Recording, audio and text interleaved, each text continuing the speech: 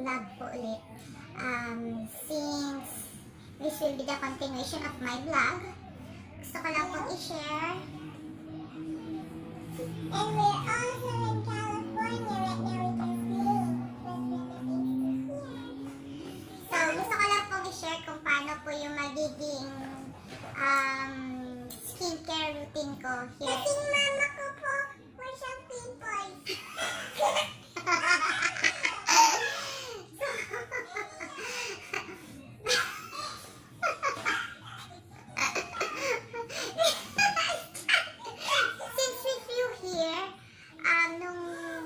Nung akala namin hindi na rin kami makakapunta because of the COVID.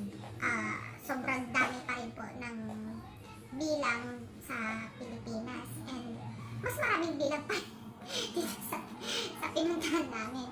So, from that, yung skincare routine ko in the Philippines have a difference when it comes here in another place. Kasi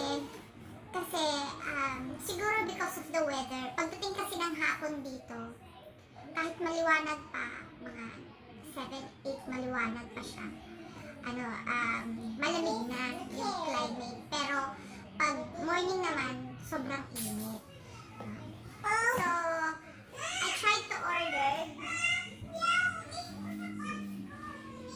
So, I tried to order in the Prime, nag-order kami ng husband ko dun sa Amazon.com ng gagamitin ko na skincare routine. And then, nag-search muna ako sa iba't ibang vlogger dito kung ano yung kadalasan or madalas na kanilang ginagamit. Hindi ko alam kung bakit kasi biglang naging harsh siya sa skin ko. Nagkaroon ng flaking at around here. And then nagkaroon ako ng mga bumps na parang siguro dahil sa klima, or pwede rin siguro sa tubig dito, kung ano man yung pagkakaiba ng tubig sa atin at dito. So, I don't know. And, yun nga. So, ito. Let's open the package. So, ito po yung And, yung mga nababasa ko sa vlog dito, na gumagamit, ang kadalasan ginagamit daw nila is CeraVe. So, tingnan natin kung ano yung mga na-order ko. Let's do the unboxing. First na in-order ko po is this one. I ordered Bure Rose Quartz plus charcoal that is great for oily skin. By the way, ang ko po sa ang skin ko po is very oily and also prone din sa acne. So, ito, I will try to use this for my facial scrub kasi yun nga, nagkakaroon ng bumps konti dito sa mga faces ko. Parang alam niyo yun, parang naging rough. I don't know bakit. And then, this one, I will try this. Avin Thermal or Thermal Spring Water. It has a great review also. And tignan ko kung magagawan ko siya ng review with regards to this. Next is eto, conditioner. Kasi nakalimutan ng husband kong bumili ng conditioner ko.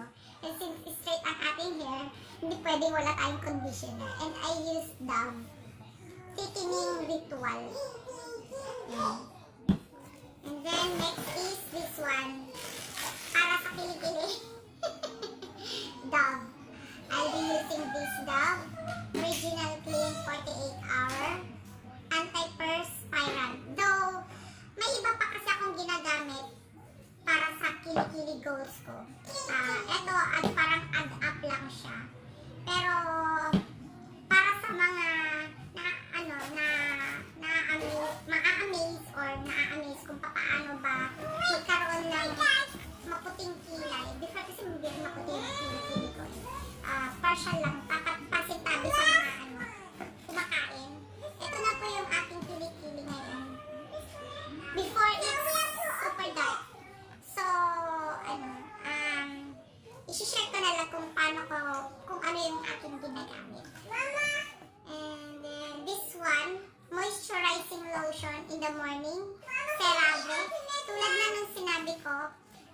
yung small container lang yung ginamit ko. It has a, with sunscreen SPF 30.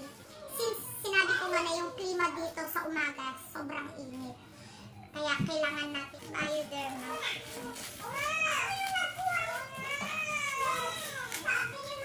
And this one, bioderma.